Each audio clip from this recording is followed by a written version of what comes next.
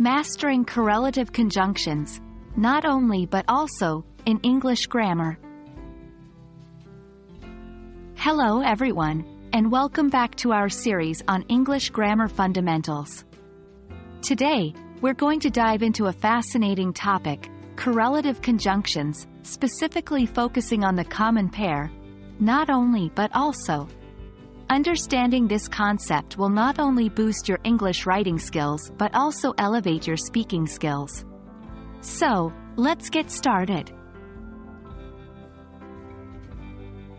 First things first, let's discuss what exactly not only but also is. These are correlative conjunctions, which are always used in pairs to connect words, phrases, or clauses that are equally important. The phrase, not only but also, is used to add an extra piece of information or emphasis to a sentence, showing that both parts of the sentence are important. For example, he is not only a talented musician, but also a gifted painter. In this sentence, the phrase, not only but also, is used to highlight two of the individual's talents, music and painting. Now, let's move on to using not only but also in your sentences. Remember, both the parts of the sentence that come after not only and but also should be balanced or parallel. For instance, if you use a noun after not only, you should also use a noun after but also. Take a look at the following example. She is interested not only in reading books, but also in writing poetry. In the sentence above, we have reading books, a gerund phrase, following, not only, and writing poetry, another gerund phrase, following, but also. Both parts of the sentence are perfectly balanced.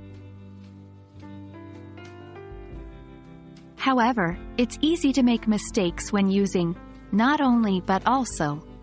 A common error is failing to maintain parallel structure in the sentence. For example, incorrect, he not only plays the guitar, but also he's a great singer. Correct, he not only plays the guitar, but also sings beautifully.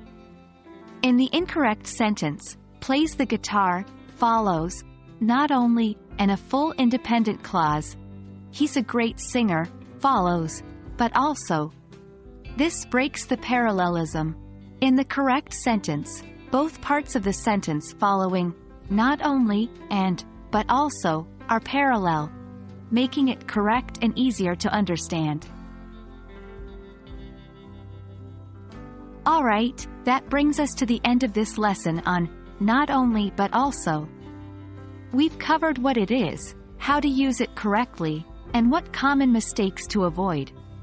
Remember, practice is key to mastering this grammatical structure.